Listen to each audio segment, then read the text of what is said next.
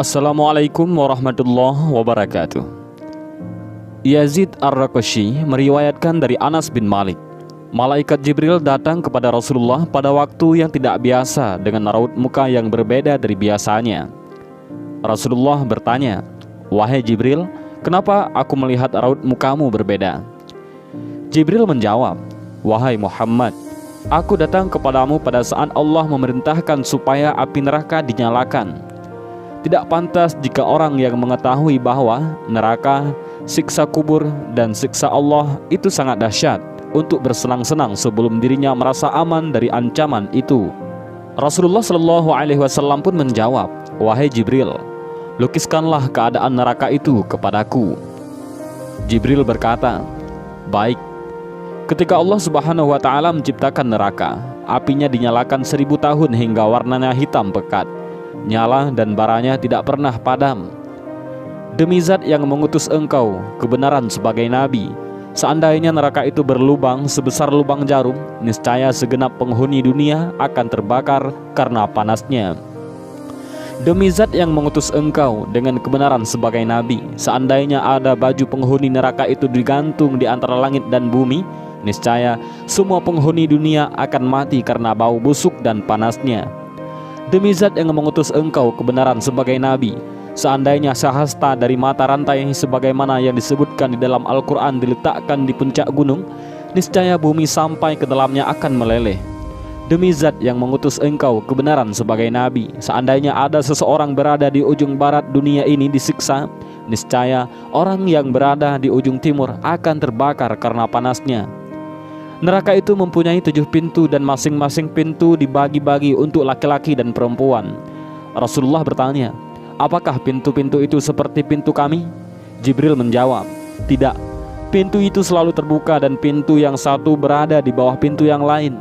Jarak pintu yang satu dengan pintu yang lain sejauh perjalanan 70 tahun. Pintu yang di bawahnya lebih panas 70 kali lipat dari pintu yang di atasnya. Musuh-musuh Allah diseret ke sana dan jika mereka sampai di pintu itu, malaikat Zabaniyah menyambut mereka dengan membawa rantai dan belenggu. Rantai itu dimasukkan ke dalam mulutnya dan keluar dari duburnya. Sedangkan tangan kirinya dibelenggu dengan lehernya dan tangan kanannya dimasukkan ke dalam dada hingga tembus ke bahu. Setiap orang yang durhaka itu dirantai bersama setan dalam belenggu yang sama. Lantas diseret wajahnya tersungkur dan dipukul oleh malaikat dengan palu. Setiap kali mereka hendak keluar dari neraka lantaran kesengsaraan mereka, niscaya mereka dikembalikan ke dalam neraka. Rasulullah bertanya, "Siapakah penghuni masing-masing pintu itu?" Jibril menjawab, "Pintu yang paling bawah namanya Hawiyah." Pintu neraka Hawiyah ini adalah pintu neraka yang paling bawah ataupun yang paling dasar, yang merupakan neraka yang paling mengerikan. Pintu neraka ini ditempati oleh orang-orang munafik, orang kafir, termasuk juga keluarga Fir'aun dalam neraka Hawiyah.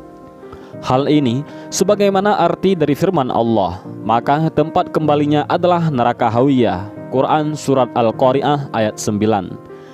Pintu kedua namanya Jahim, yakni pintu neraka tingkatan ke-6. Tingkatan neraka ini di atasnya neraka Hawiyah. Di dalamnya ditempati oleh orang-orang musyrik yang menyekutukan Allah. Hal ini sebagaimana firman Allah, dan diperlihatkan dengan jelas neraka Jahim kepada orang-orang yang sesat. Al-Quran Surat Asy-Syura ayat 91. Pintu ketiga namanya Sakor, tempat orang-orang Sabi'in, merupakan pintu neraka pada tingkatan kelima. Di dalam pintu itu ditempati oleh orang-orang yang menyembah berhala atau menyembah patung-patung yang dibuat bangsanya sendiri. Tingkatan pintu neraka ini terletak di atasnya pintu neraka Jahim. Tentang neraka ini Allah telah berfirman yang artinya, "Apakah yang memasukkan kamu ke dalam sakar ataupun neraka?" Al-Quran Surat Al-Mudaththir ayat 42. Pintu keempat namanya Ladza, berisi iblis dan orang-orang yang mengikutinya serta orang Majusi. Ladza merupakan pintu neraka pada tingkatan nomor 4. Di dalamnya ditempati iblis laknatullah beserta orang-orang yang mengikutinya dan orang-orang yang terbujuk rayuannya. Kemudian orang-orang Majusi pun ikut serta menempati neraka Ladza ini. Mereka kekal bersama iblis di dalamnya. Tingkatan pintu neraka Ladza ini di atasnya pintu neraka Sakar. Dalam hal ini Allah telah berfirman, Sekali-kali tidak dapat. Sesungguhnya neraka itu adalah api yang bergejolak. Al-Quran Surat Al-Ma'arij ayat 15. Dengan demikian dapat disimpulkan bahwa iblis dan para pengikutnya akan dimasukkan ke dalam neraka lazza, seperti apa yang dikatakan oleh malaikat maut, yaitu malaikat Israel, ketika iblis hendak dicabut nyawanya. Maka malaikat maut itu berkata bahwa iblis akan diberi minum dari neraka lazza. Pintu kelima namanya Hutamah, tempat orang-orang Yahudi, merupakan pintu neraka pada neraka tingkatan ketiga. Di dalamnya ditempati oleh orang-orang Yahudi dan para pengikutnya.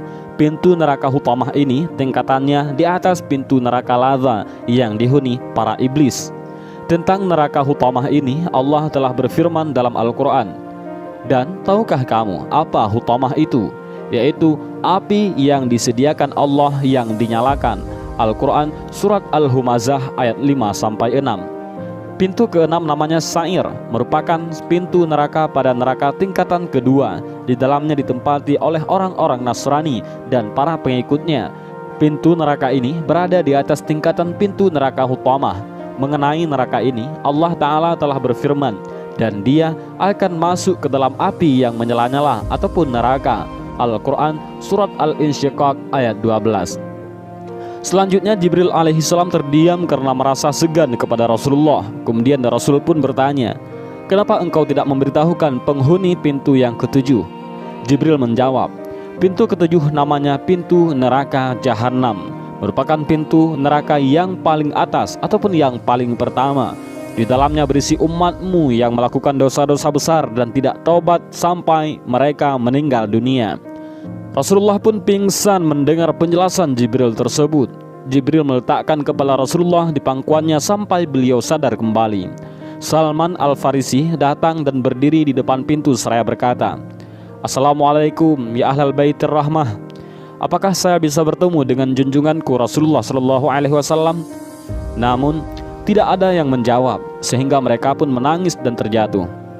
Rasulullah bersabda, "Betapa besar cobaan yang menimpaku dan aku merasa sangat sedih. Jadi, ada di antara umatku yang akan masuk neraka?" Tanya Rasulullah.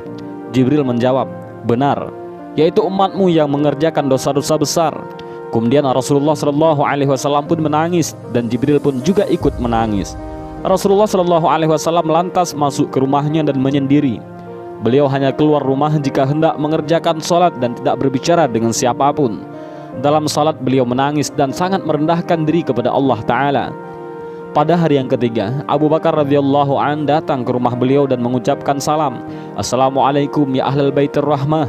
Apakah saya bisa bertemu dengan Rasulullah SAW?" Namun tidak ada seorang pun yang menjawabnya, sehingga Abu Bakar menangis tersedu-sedu.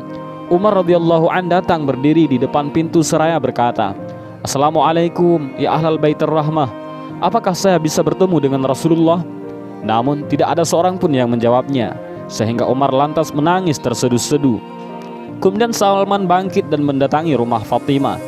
Sambil berdiri di depan pintu, ia berkata, "Assalamualaikum wahai putri Rasulullah." Sementara Ali radhiyallahu an sedang tidak ada di rumah. Salman lantas berkata, "Wahai putri Rasulullah, dalam beberapa hari ini Rasulullah suka menyendiri. Beliau tidak keluar rumah kecuali untuk salat dan tidak pernah berkata-kata serta tidak mengizinkan seseorang untuk masuk ke rumah beliau." Fatimah lantas pergi ke rumah ayahnya. Di depan pintu rumah Rasulullah, Fatimah mengucapkan salam dan berkata, "Wahai Rasulullah, saya adalah Fatimah." Waktu itu Rasulullah sedang sujud sambil menangis, lantas mengangkat kepala dan bertanya, "Ada apa wahai Fatimah?" "Aku sedang menyendiri." "Bukakan pintu untuknya." Maka dibukakanlah pintu untuk Fatimah. Fatimah menangis sejadi-jadinya karena melihat keadaan Rasulullah yang pucat pasi. Tubuhnya tampak sangat lemah, mukanya sembab karena banyak menangis. Fatimah bertanya, "Wahai Rasulullah, apakah yang sedang menimpa dirimu wahai ayahku?" Beliau bersabda, "Wahai Fatimah, Jibril datang kepadaku dan melukiskan keadaan neraka. Diberitahukan kepadaku bahwa pada pintu yang teratas diperuntukkan bagi umatku yang mengerjakan dosa besar. Itulah yang menyebabkan aku menangis dan sangat sedih." Fatimah bertanya, "Wahai Rasulullah, bagaimana mereka masuk ke neraka itu?" Beliau bersabda, "Mereka digiring ke neraka oleh malaikat. Wajah mereka tidak hitam, mata mereka tidak biru, mulut mereka tidak disumbat, dan mereka tidak dibelenggu ataupun dirantai. Fatimah